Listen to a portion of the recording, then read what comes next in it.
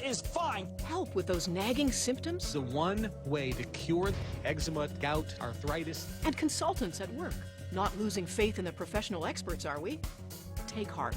Qualified help is coming right up. I'm not going to be bullied by your ranting. Only the experts who are guaranteed to be wrong get on television. I'm Anne Marie McDonald, and this is The Trouble with Experts.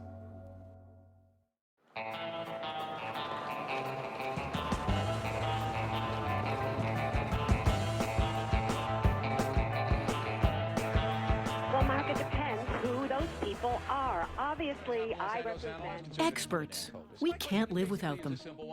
ulterior motives or using it. There's something sleazy. They tell us how to fix our cars, decorate our homes, raise our kids, and cook our meals. Order them, or you can use small red onions at the shop. They tell us what wines to drink, what art to buy, and what opinions to hold, as well as how to eat right, exercise right, and live forever. If you want to go on a diet, there's someone who's going to tell you exactly how you should diet, and if you want to clip your toenails, there's someone who's going to be an expert in that. Every day, armies of new experts, analysts, pundits, consultants, and other authorities are churned out to fill our needs in the media and elsewhere. I'm an expert in prison survival. Trust me, I'm an expert. Prediction! Thumbs down to the stock, Amanda. It's going to go to zero. And we often cede our own opinions to them because, well, they're experts, so they know better, don't they? In the 2008 stock meltdown, we discovered that our most important experts, our financial gurus, didn't know much at all. And no expert predicted the recent Middle East revolution, though everyone had plenty to say afterwards. Realize Mubarak is fighting. We're going to have an evil empire. So what about all the other experts out there? Should we listen to them? Does having expertise mean you make better decisions and better predictions than regular people? Or are they just part of a new cult, an ever-growing expert industry that's become our new religion? The average expert is about as accurate as a chimpanzee throwing a dart. It's like a sort of vast army of fools, and they're afforded absolute authority in mainstream media. A huge percentage of experts are absolutely full of nothing but BS. And that's your soundbite for the day.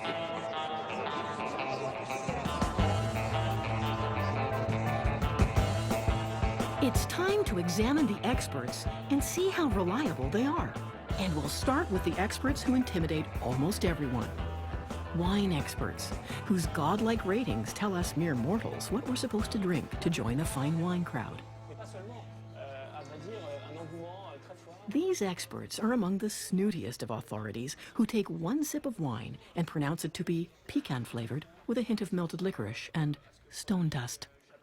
But do wine experts really know what they're talking about? A good place to find out is here in France's Loire Valley. Frédéric Brochet started tasting wine on his father's vineyard when he was just 11. Today, he produces 1 million bottles a year of Château Domaine Empélidé. But Brochet is also a professor of oenology, the science of wine, at Bordeaux University. He says most wine experts can't tell a great wine from an ordinary one, and he's proved it in many experiments.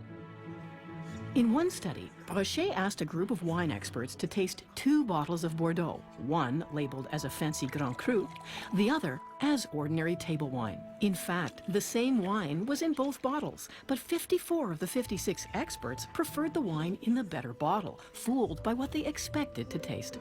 Lorsque les experts attendent un vin de qualité, alors ils recherchent les qualités. Dans le cas où les sujets attendent un vin de mauvaise qualité, alors ils recherchent les défauts.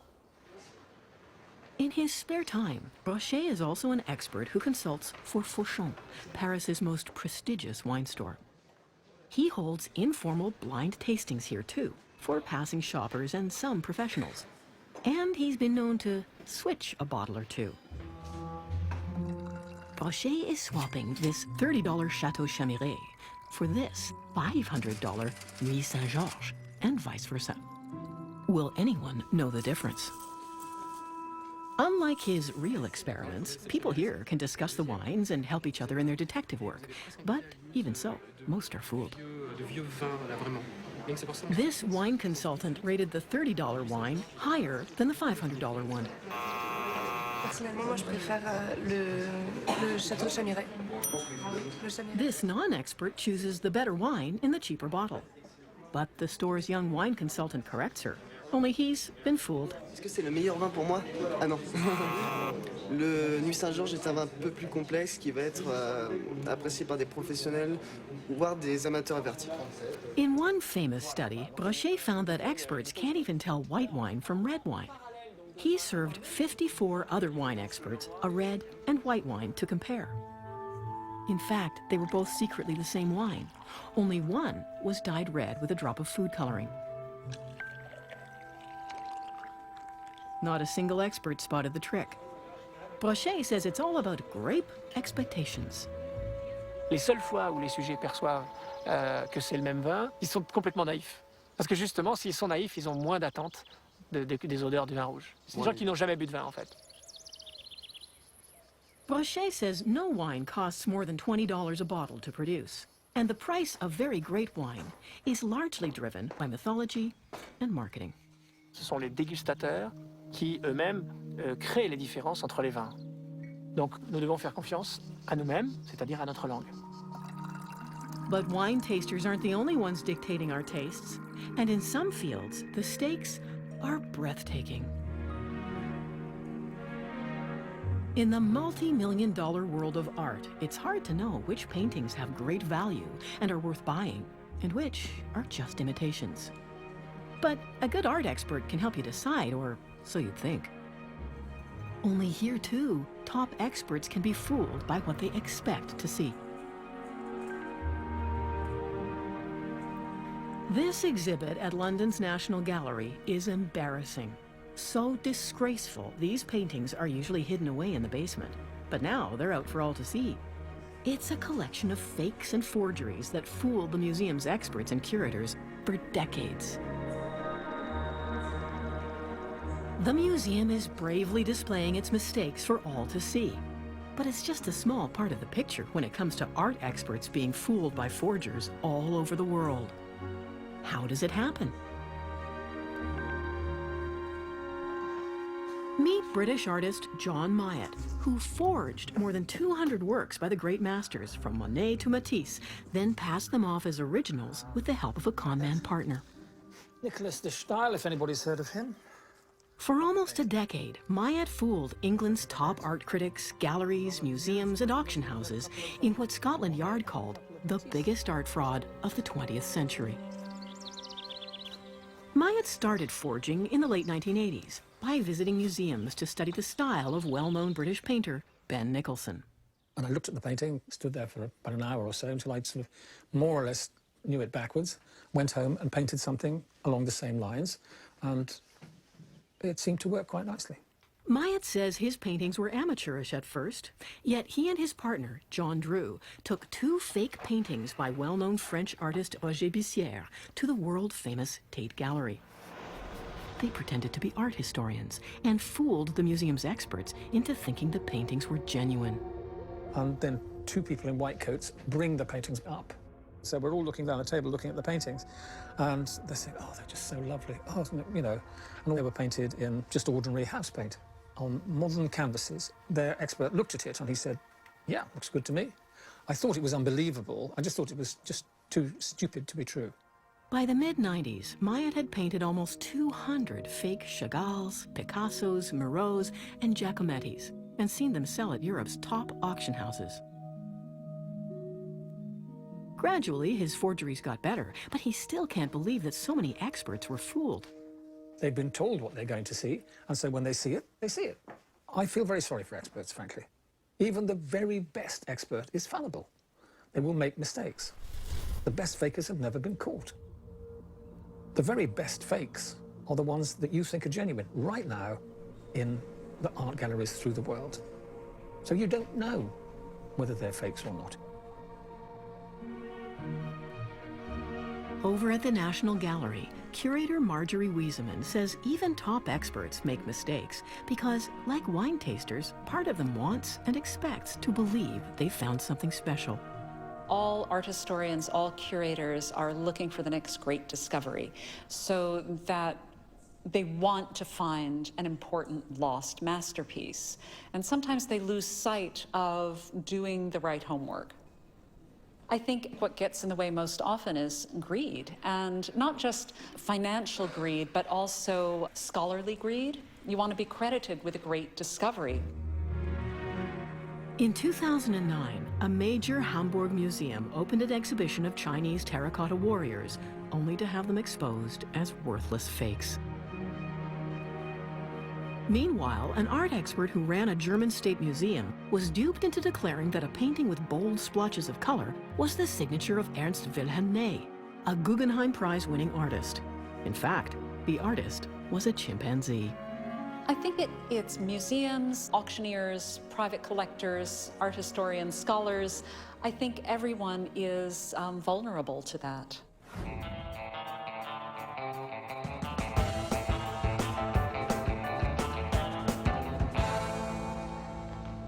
Art and wine may be elusive qualities to judge, but business is made up of cold, hard facts.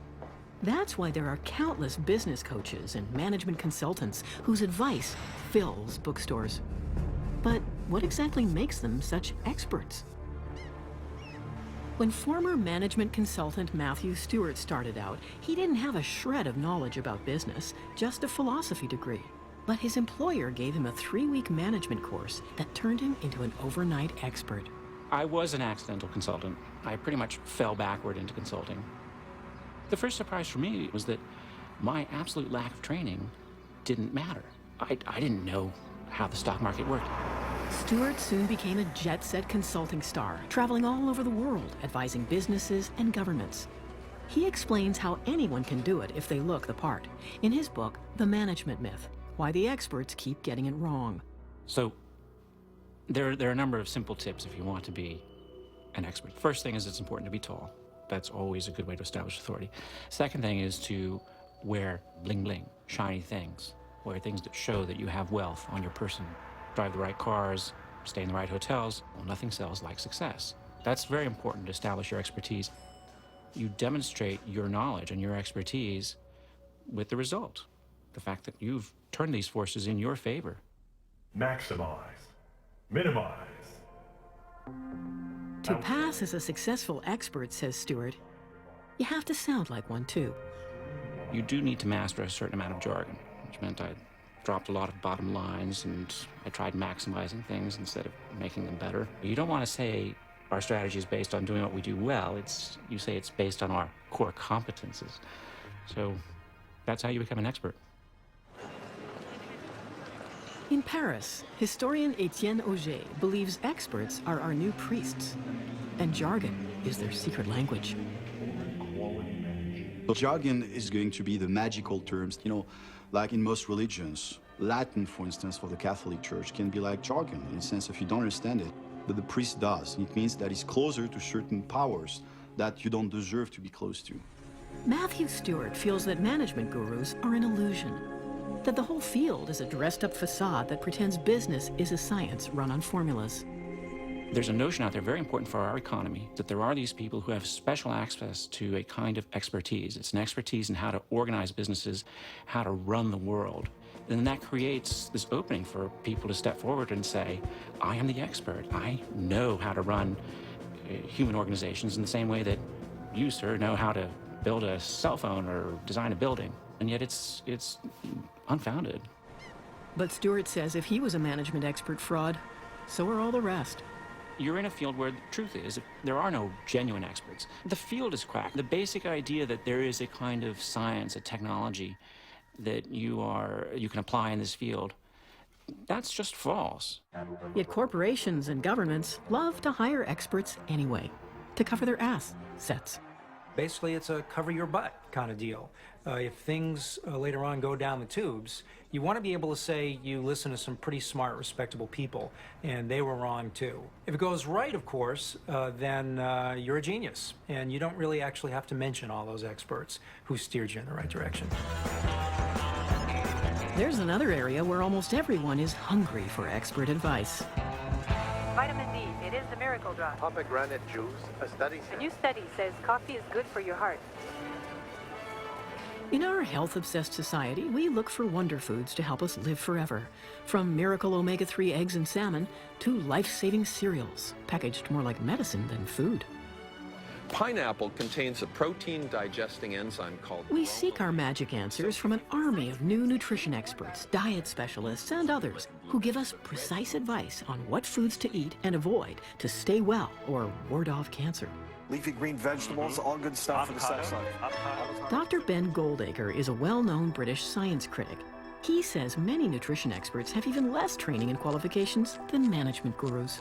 They've called themselves nutritionists. What's interesting is there's this group of academics who work on researching the relationship between food and health, who also used to call themselves nutritionists, who are now starting to realize they're going to have to change the name for what they do because it's been so devalued and caricatured by the arrival of this new, bizarre profession. Goldacre says professional associations often have such informal standards that anyone can get some kind of official-looking certificate. In fact, he mailed away for one from this nutrition association for his deceased cat, Henrietta, and got it. Which shows you don't have to be a nutritionist, but you also don't have to be a human being, nor do you even have to be alive to be a member of the American Association of Nutritional Consultants. Ready? 3, 2, 1. What do you know? Instead of an explosion, we have a lamp.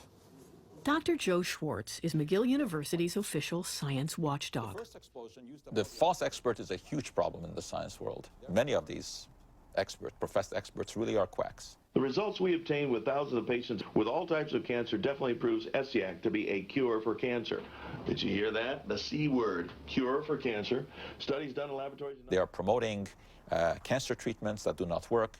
They're promoting dietary supplements that do not work. It's this food-grade hydrogen peroxide is the one way to cure cancer, to eczema, to gout, to arthritis. And of course, all you have to do is follow the money to see why they are doing this. Schwartz says another problem is that even respectable experts get hired to do studies with industries that may compromise their research. Once you're getting paid, it's very hard to be totally objective. There's always an angle. You know that the people who are paying you want played up, even though it's never really stated. So any time that there's money involved, I think the expertise becomes somewhat questionable. Ben Goldacre says that endless experts promising easy magic bullets in the media and on the internet just distract us from the long-term behavior we need to stay healthy. I could write, Dr. Goldacre's healthy lifestyle book, like a day-by-day advice diary, and it would say exactly the same thing on all of the 365 pages. You should eat more fresh fruit and veg every day for 70 years. And I'm really sorry about that. I'm really sorry it's 70 years. I'm really sorry that your 5-day detox diet won't work, but that's the reality. And I think if you tell people that their 5-day detox diet will work, they think, well, I can have some chips and sit around watching telly all evening instead of going to the gym. Coming up, yes, there are even experts on experts. When it comes to expert predictions, you don't lose guru status simply because your forecast flops.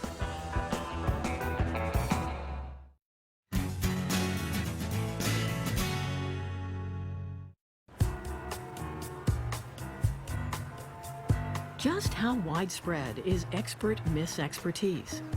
Christopher Cerf is a founder of the National Lampoon. Victor Navasky is former editor of The Nation. All right, so where are we going? The two men direct the Institute of Expertology, a wandering academy that goes wherever experts on experts are needed. Voila, the Institute of Expertology. Got it. Together, they researched a book tracking the great expert predictions of all time. For instance, the stock market has reached a permanently high plateau. Irving Fisher, world-famous economist, just before the 1929 stock crash.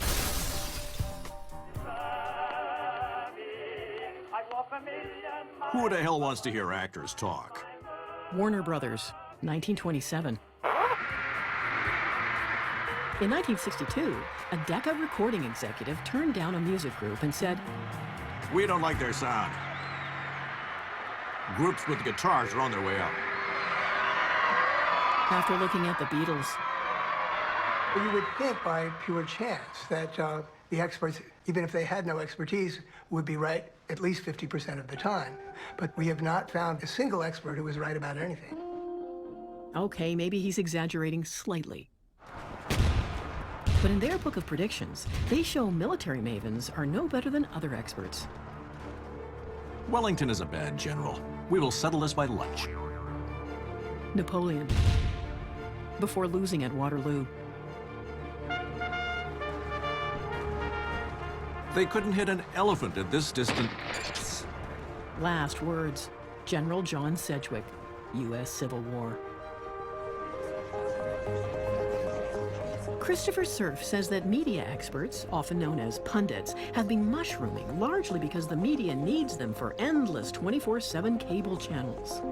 More and more, they use the format of having an expert who is on one side and one who's presumed to be on the other, who will have a violent argument right on screen about something. Yes. Oh, yes. Oh, I said it wasn't yes. a good investment. Are there more than two sides to every issue? Suppose one person says 2 + 2 is 7, and the other person says 2 + 2 is 5. Is the truth someplace in between? Is it 6? Science writer David Friedman spent 2 years writing a book about expert predictions and their accuracy in many fields. His conclusion? They're wrong an astonishing amount of the time. Experts are usually wrong. It's that simple. Like, surprisingly, you can actually put a number on how wrong experts are. And it turns out to be, on average, roughly 2/3 of studies in the top medical journals end up being wrong. And he is talking about respected academic experts. But today, we're told to get an expert for almost everything. We need an installation expert to set up our TV system, and a color specialist to paint our walls, Right now, grays are popular. and a relationship expert to sort out our marriage. You should not be deceitful, and when you're married, you're married. And Not to mention the experts we trust with our money and our government finances in a supposed science that's actually bogus to look at the results. Economists have studied the wrongness rate in economics journals and have concluded it's very close to 100%. Virtually all of the studies published in economics journals are wrong. When the economic bubble burst in 2008, Canadian William White was the chief economist for BIS, the central bank for government banks everywhere. Now in Paris, White says even the world's top financial experts couldn't see past their own pet theories. I think the experts over the course of the last few years have done a terrible job. They thought economics was a science. The fact of the matter is that economics is not a science. Economics is highly dependent upon human behavior. It would be a lot better if experts were to start off by recognizing how little we know about the functioning of the economy. But being wrong doesn't affect your expert status, says this author. When it comes to expert predictions, the rule is heads, I win, tails, you forget we had a bet. You don't lose guru status simply because your forecast flops. Gardner points out The Economist magazine once ran an experiment comparing 10-year forecasts about the economy and inflation predicted by a varied group of experts. And among these individuals were corporate CEOs, economists, some very esteemed people, and also some London garbage men. And 10 years passed, and at the top of the table were the London garbage men. Meanwhile, the reign of error continues, from trivial decisions to the biggest purchase of our lives. Nice. Awesome. Give me a top, so I've got... Meet Mike Holmes, the Canadian TV star who's on a global crusade to expose experts who do shoddy work in home renovation. His latest TV series has a new target, home inspectors. And then there's a homes inspection. Yep, they make lots of mistakes too. Really expensive ones. Today, Holmes' crew is filming this Toronto house. It was purchased for $280,000 after a home inspector expert gave it the A-OK. When problems started, the owner turned to Holmes, who discovered it needed almost $200,000 more in repairs. Holmes has seen lots worse. All the plumbing is done. We're just waiting on the... But he says the real problem is that home inspectors are seen as highly qualified experts, when many have little or no real expertise. To become a home inspector, you can snap your finger. There's a 1-hour course that you can do online. There's a 2-week course. And really, let's think about this. What's their background? Where did they come from? Were they builders? The ones that were builders, I want to see as home inspectors. But if you just worked at McDonald's and you were tired of working at McDonald's and, again, didn't know what to do, and you just did a 2-week course and all of a sudden you're a home inspector, and now you, the homeowner, looks at them as an expert. Despite all the evidence, the expert industry keeps growing, turning out more Insta experts all the time. Coming up, a visit to expert school. Well, it is a fantasy to be a pundit. It is a fantasy to be a guru. So there are a lot of people trying to get in. I would like to become a well-known expert. I'd like to be on CNN one day.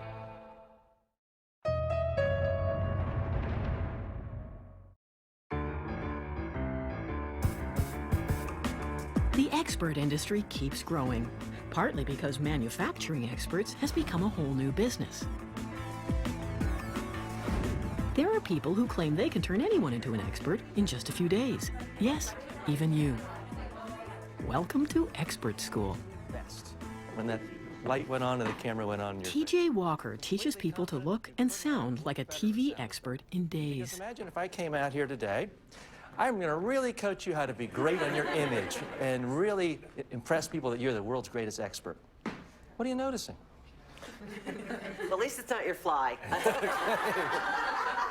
When it comes to being an expert in the media, if there's one thing that's off, that's the only thing anyone will remember. Personally, like to take out of this class. You know, it's been around for about 25 years. But His students pay anywhere from $2,000 to $7,000. Enjoyed the aroma. They range from successful doctors and business people to PR reps who want to become known in their fields as TV pundits.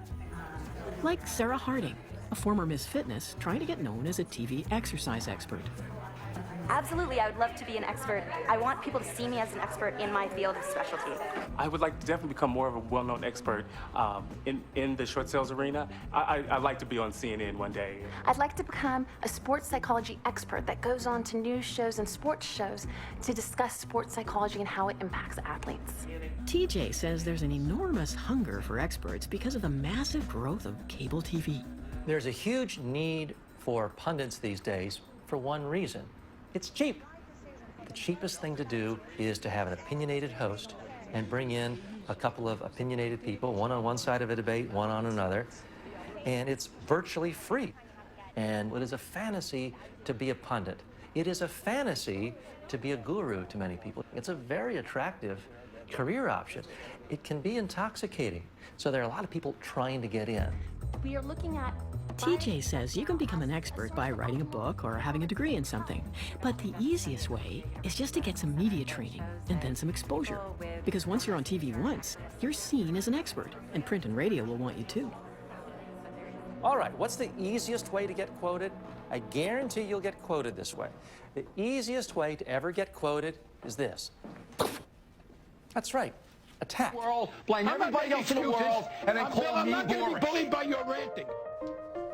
TJ's golden rule is never sound uncertain. The more absolutely sure of yourself you sound, the more likely you are to make a career as a TV expert. So always say always, and always say never, but never say maybe. Anytime you can state something with finality, absolutely, always, must, he has to do this. Anytime you can do that, they're going to quote you again and again and again. So another classroom of premature pundits marches out to sell certainty, part of the growing army of experts who are just experts at giving opinions. A Berkeley professor is the world's leading expert on experts. He's been scrutinizing experts closely for 20 years. Professor Philip Tetlock followed 300 top government and media experts over 2 decades as they made 82,000 predictions. These included political predictions about world events. Questions like, will the Soviet Union collapse? Will Germany be reunited? Will Quebec separate? The results? The experts barely did better at their forecast than monkeys throwing darts. That's like random guessing. And the more well-known and certain the experts were, the more often they got it wrong. The very worst experts, the experts whose predictions were furthest from reality, had very strong opinions, The formula for getting it really wrong is to have very strong opinions, to be unwilling to revise them in response to new evidence, and to be willing to make predictions that go out far in time. We're going to see depression-level unemployment rates, 22, 25%. $200 a barrel oil. Bear Stearns is fine. Do not take your money out. This is real. If there's one take. And when you have the combination of all those things, you go off a cliff. We get the experts who give us the wrongest answers and give it to us in the most certain terms. They're the ones who get quoted in the mass media. We hear the most from them. They're the wrongest. So if you're actually thoughtful and admit that there are many sides to an issue, you don't get hired and you don't get heard, and you're not an expert. So more and more, because of that process over many years, only the experts who are guaranteed to be wrong get on television. If we were a lot smarter about it, if we wanted better answers, we'd look for the very unconfident expert, the expert who is stammering and wondering and constantly contradicting him or herself. I think boring experts probably, as a rule, are more right. In almost every field we examined, we heard similar praise for the unsung, uncertain expert. When you have an expert that is absolutely certain, for me, that's when alarm bells go off, and I automatically say, no, there's something wrong here. I want to find out more. I think real experts should appear more uncertain, particularly in the area of economics. Of course, it's hard to work your way up the career ladder like that. But Matthew Stewart says certainty is exactly what business consultants are selling. Maybe that's why I don't particularly like the expert business. I mean, I'm always questioning myself, and I'm riven with self-doubt. The laws of physics are predictable, but human behavior is too complex for anyone to accurately predict. Yet in uncertain times, we crave certainty in our lives. Is there any area where you can be a successful expert and admit to being uncertain? We searched the skies for it. For the greater metropolitan area, today's forecast, 30% chance of showers with a 50% chance of thunderstorms. Here at Environment Canada, weather forecasts are always given with percentage probabilities behind every prediction.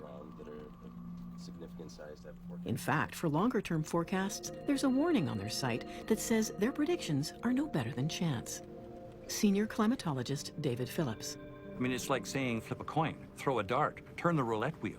We have to say something. We can't just sort of put a blank map and say the weather this month has been canceled. So the best way we can communicate is to give them something, but then to also suggest, hey, user beware, don't trust it.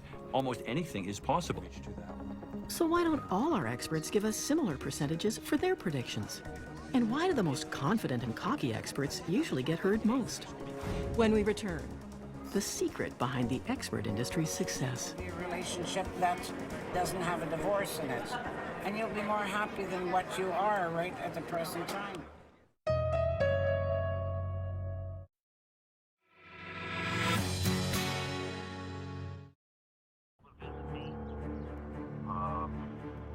And I don't know where else to turn. I'm in my mid-50s. I'm white, relatively well-to-do. I mean, I don't know who the hell I'm going to get stuck in prison with. You know, I mean, are these people rapists? Are they murderers? The effect on my family has just been horrible. Well, you know what? I'm an expert at this. You've been to my website. You know that I did 10 years. I did all the custody levels. I'm going to be blunt with you, Mark. You're screwed, but we're going to do some damage control. Meet Larry Levine, the latest addition to the expert industry. Larry is an ex-convict, but now he advises terrified white-collar criminals about what to expect in jail. He's a prison expert who gives a crash course called Fed Time 101. Don't go to the showers in the middle of the night, as an example. Don't go places alone. Not necessarily the other inmates you have to worry about. You got to worry about the staff. When I tell you about what's going to happen on the inside of a prison, on the other side of the fence, you need to trust me, because I'm an expert. Who can say whether Larry's assured expertise really works? But many clients are desperate to believe him because they're scared and there's nowhere else to turn. And that may be why we all turn to experts. We live in a hectic world with endless, bewildering choices, and we are too overwhelmed to work things out for ourselves. So we seek advice on how to live our own lives and find it in many new preachers. From personal trainers cardio workout, the therapy that to sexperts and parenting experts. Go and use the potty. It will just create more anxiety. Remember this all. Our growing dependence on experts just creates more of them. I think we're too easy on ourselves if we caricaturize this process as being about exploiters and victims. I think it's much more interesting than that. I think it's that we want to have these experts, and there are people who want to be experts, and we're all playing this game together. We want someone to come in and say, don't worry anymore, do this, and it will get better. And if somebody's going to say, feel better now, then feeling better now is almost as good as fixing the problem. It's like the little child that always wants to believe that somebody's in charge. And I think one of the most important moments in my life, actually, was when I began my professional career at the Bank of Canada. And what became perfectly clear was that there wasn't actually anybody in charge. I think we all want to believe that somebody knows and somebody really understands, because the alternative to confront all of this, what is essentially chaos, is very difficult for people to live with, I think. We look for certainty, and the experts give us that. They tell us that it's all okay, that someone knows how it all works. They have a lot more in common with witch doctors or shamans than they would like to admit, and that we tend to admit to ourselves. And the relationship will be a relationship that doesn't have a divorce in it. And you'll be more happy than what you are right at the present time. For millennia, we have used clairvoyants, palm readers, and other fortune tellers to guide our actions and tell us what's going to happen in the future. But in today's modern world, we're too sophisticated to believe in fortune tellers, so we look for replacements. It's been said that those who make a living from their crystal ball are condemned to eat shattered glass. But that doesn't seem to be true for those behind the glass of our TVs who continue to talk, because we are desperate for someone to point the way. Any way at all. There's a tribe, when they're out on the hunt, they don't know which way to go. Their shamans take out a bone from a carcass, they examine the cracks, they throw it on the ground, and if the cracks point in a certain way, they go off in that direction. Turns out that that is an effective way for them to avoid preconceived notions. If they sit down and discuss, where should we go, they tend to go in the same direction all the time. Whereas if they rely on the cracks in the bone, and they imagine that it involves some expertise, that sends them off in directions that they might not have gone, and that ultimately proves more fruitful. In the end, we have to make decisions. We have to do things. So sure, experts, of course, play a role in our society. If nothing else, they sometimes give us the confidence to act. Typically, doing something is better than doing nothing.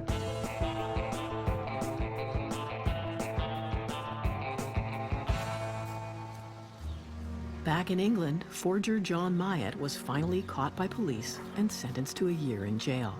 But when he got out, a surprise was waiting. The Scotland Yard police inspector who'd arrested Myatt hired him to do a family portrait. And so did the prosecutor, and some court officials who appreciated his unusual talents. Today, Myatt makes a good living, selling his forgeries honestly for Legitimate Fakes Limited. He's painting this fake Monet for Ronnie Wood of the Rolling Stones, whose face will appear on one of the figures.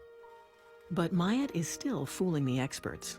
Police think 120 of his 200 fakes are still in circulation with private owners, art dealers, and perhaps museums who value them. And Myatt would just as soon leave it that way.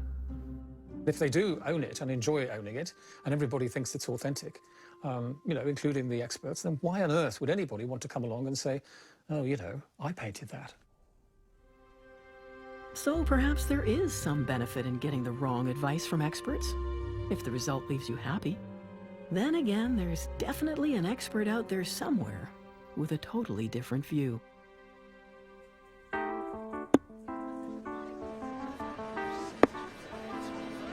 As Yogi Berra once said, it's very hard to make predictions, especially about the future. Experts, and the rest of us, can catch up on our entire season at cbc.ca/DocZone. I'm Anne Marie McDonald. Thanks for watching.